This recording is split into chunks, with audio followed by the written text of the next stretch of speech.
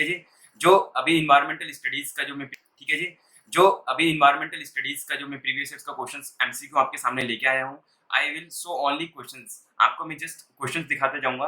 Next class में या next video में आपको मैं इसके आंसर्स भी बता दूंगा। अभी का आपका जो पार्ट है, जो आपकी तरफ जो है, वो आपको इसके आंसर्स को देखना है, या फिर देखना है कि एमसीक्यू किस तरीके से आपके एग्जाम्स में आए हैं।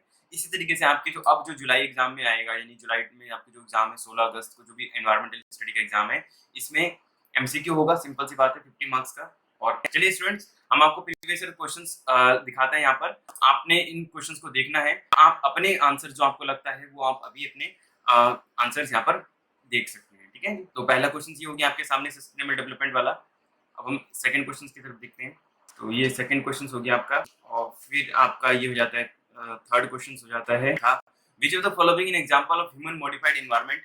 यहाँ पे जैसे भी आप में से काफी इंडिफरेंस होंगे कि artificial lake, orchards, crop fields and dams वगैरह में, और बुक में ऑर्चर्ड्स हो रखा है तो उसको भी हम एक बार क्लियर कर लेंगे। फोर्थ क्वेश्चन की हम बात कर रहे हैं, in which of the following do forest not play a significant roles. Sir I think soil formation.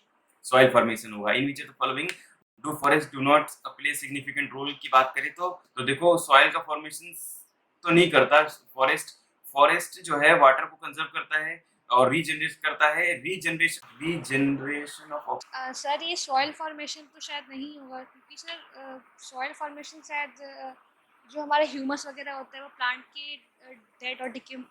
Water conservation sir ये कैसे कर सकता है, मतलब फॉरेस्ट तो वाटर कंजर्व नहीं कर सकता।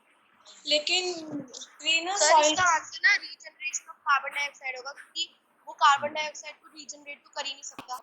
तो उसमें सॉइल के फॉर्मेशन में भी इम्पोर्टेंट है। तो ये कार्बन डाइऑक्साइड आ गया ना यहाँ पे, तो ऑक्सीजन को रीजनरेट करते हैं। ठीक है, right answer is regeneration of oxygen. ठीक है, which of the following is region cover more than 50% species in the world.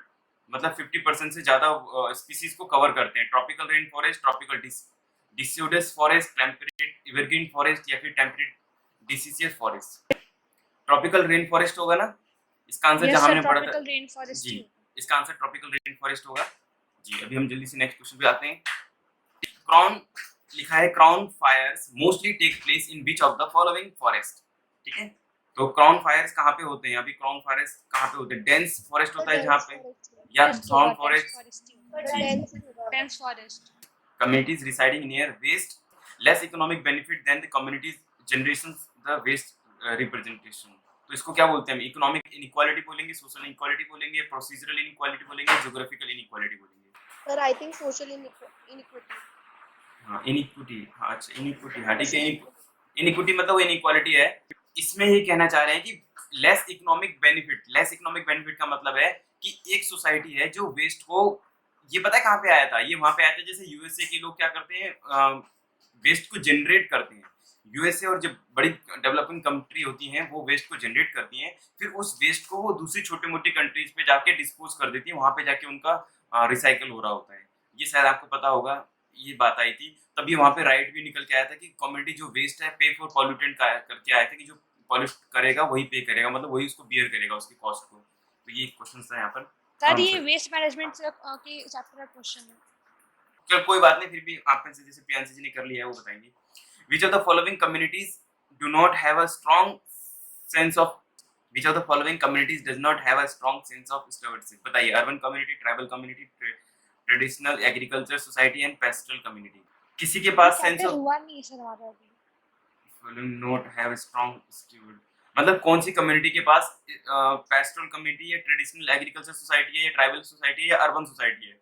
बाकी ट्राइबल हो गया, ट्रेडिशनल जो एग्रीकल्चर करते हैं ना, आज भी ट्रेडिशनल जो करते हैं तो खेतों में जाके पूजा करते हैं और फसल को काटने से। आई थिंक पेस्टल कम्युनिटी है। पेस्टल कम्युनिटी है, चलिए ओके। चलिए अब हम नेक्स्ट क्वेश्चन की तरफ आते हैं। Which of the following views consider nature as a mother and the sea cannot be tamed? मतलब अपने प्रकृति को अपनी माँ के रूप में मानते हैं। बताइए, यूरोपियन व्यू। तो इंडिया के अंदर हम अपनी प्रकृति को भगवान के रूप में मानते हैं, माँ के रूप में मानते हैं। ठीक है, the water cycle is driven by sun होगा इसका। Yes, water cycle is driven by sun. बिल्कुल करेक्ट आंसर है आपका। केमो सिंथेटिक है क्या है, बताएं, प्रोनाउंस करें। Sir chemosynthetic. हाँ तो बताएं ये कौन सा होगा, किसने पढ़ा है? Autotrophs, heterotrophs, saprotroph, phototroph. जी, life does not exist beyond meters above mean sea level. जी बताएं, वैसे क्लियर है। Life does not exist beyond meters above mean sea level. कोई और इंटेलिजेंट स्टूडेंट है तो वो बता सकते हैं हैंड रेज करके। वो 6000 है शायद इसका आंसर। सर इसका आपका 7000 है। Life does not exist beyond meters above sea level, ठीक है। तो अभी आपने 7000 बताया, वैसे माउंट एवरेस्ट वहां तक 8 तक चले जाते हैं, 8000। 9000 होगा। 9000 इसका आंसर 9000 ही होगा। In an ecosystem the decomposition of organism take place by. किसी इकोसिस्टम के अंदर डीकंपोजिशन किसके थ्रू होता है बताइए। Reducer, primary consumer, secondary consumers, बताएं।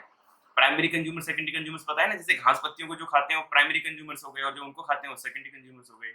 डीकंपोजिशन ऑफ ऑर्गेनिज्म, डीकंपोजिशन कौन करता है? जो छोटे मोटे वो डीकंपोजिशन नहीं करते, पेड़ पौधे पक्षी पत्तों को, और जो डिकम्पोज हो जाते हैं, हमारे ह्यूमंस की जो बॉडी होती है वो भी डिकम्पोज हो जाती है। The increase in population between 10,000 BC and about 1800 AD कंसाइड with growth in agriculture. ये बताइए इसका answer. Sir growth in agriculture है। अच्छा, ग्रोथ इन एग्रीकल्चर मतलब एग्रीकल्चर के ग्रोथ होने से पॉपुलेशन में इंक्रीज हुआ। और आपको पता है ये बात दीदी जी? Yes sir. कैसे पता थे तब आप?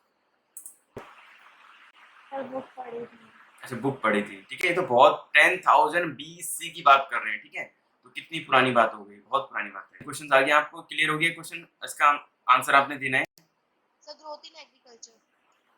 जी, ग्रोथ इन एग्रीकल्चर। जी, 15th ये है क्वेश्चन है आपका। During the 14th century more than half the population of Europe and the Asia was killed due to. बताइए इस 14th सेंचुरी में population half Asia was killed due to bubonic plague, malaria, great fire, great earthquake या corona. बताइए। So 14th century में तो ज्यादातर ये bubonic plague ही हुआ, क्योंकि मलेरिया तो अभी बाद में आया है। Which of the following is not a genetic disease. बताइए इनमें से कौन सा जेनेटिक डिसीज नहीं है? Option A, B, option C, option D. Sir इसका मलेरिया है। आपने देखो 2 मैच कर लिए इसमें। देखो तरीका यही होता है, ऐसा आपने सभी स्टूडेंट को पता है ये बात कि 1 या 2 मैच हो जाए तो बाकी 2 तो तुक्का भी मार देते हैं, और 3 हो जाए तो इसका मतलब पूरा ही हो गया। सिंपल सी बात है।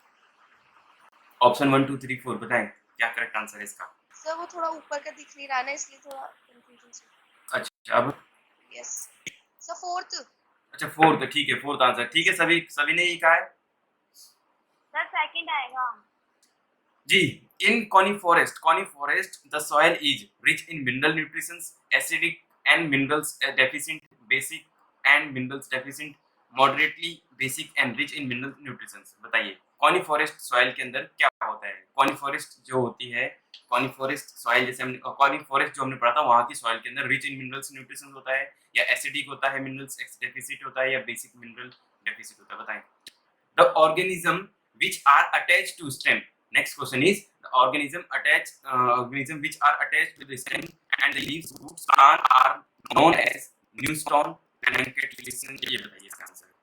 In a ocean, the zones showing the maximum variability in the terms of temperature, light, salinity and the moisture is। चलिए अब हम नेक्स्ट आगे बढ़ते हैं। यह क्वेश्चन आपने देख लिया। स्टडीज इस टेरिस्ट्रियल जोन, ठीक है, ये आपने देख लिया। वेस्ट ये देख लिया होगा आपने। जल्दी मैं आपको क्वेश्चन दिखा दूं। Which of the following is a major cause of deforestation. आप इनमें से बताएं। प्रियांशी जी बताएं। इन सबसे major construction of dam, shifting, cultivation, mining. बताइए विच ऑफ द फॉलोइंग। कुछ है बट इसमें से आप ऑप्शन नहीं दे रहे ना, इसमें वैसे तो सभी कुछ है इसमें। जी बताएं कशिश जी। सर मेरा शिफ्टिंग कल्टीवेशन है। सेकंड ही लग रहा है। कंस्ट्रक्शन ऑफ डैम, लेकिन मेजर काउज में हमारा कंस्ट्रक्शन ऑफ डैम्स ही आएगा। चलिए हो सकता है वो भी। सारे रीजन तो सारे ही इनमें से डिफॉरेस्टेशन नहीं, लेकिन मेजर जो है वो। अब खुशी जी आपने रीड किया था या प्रियांशी जी? The weed which cause enormous damage to fish is rich crops in water hygienic। जी आज ही पढ़ा है सर। ये और पिजन वाला भी तो आज ही पढ़ा था, भूल गए? किसने पढ़ा था सर पिजन? पैसेंजर पिजन नहीं पढ़ा है अभी। आज नहीं पढ़ा था मैंने पिजन? पढ़ा था सर, मैंने पढ़ा था। आज ही पढ़ा है। Yes sir. थर्ड है एलिफेंट्स। आर्टिफिशियल इमेंसिफिकेशन है। समझ रही थी। अच्छा ठीक है, समझ गए।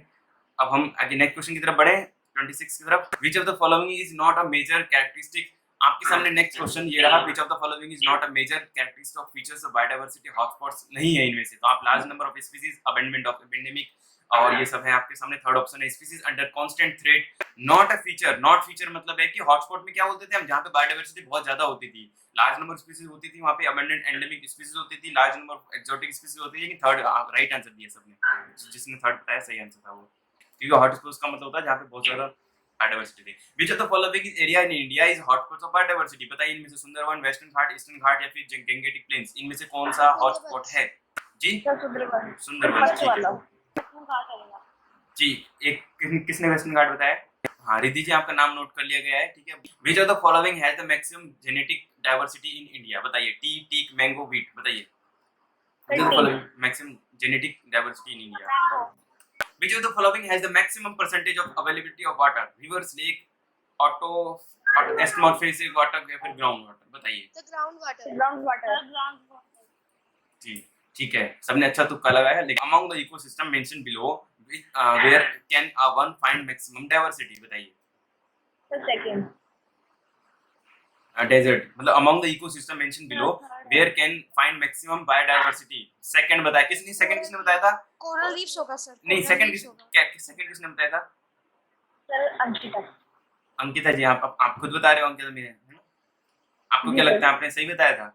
डेजर्ट के अंदर गलती हो सकता है। हाँ जी, गलती भी हो सकता है, कंफर्म नहीं कह सकती ना मैं। हाँ ठीक है, कंफर्म नहीं कह सकते तो इनाम भी फिर कंफर्म नहीं मिलेगा।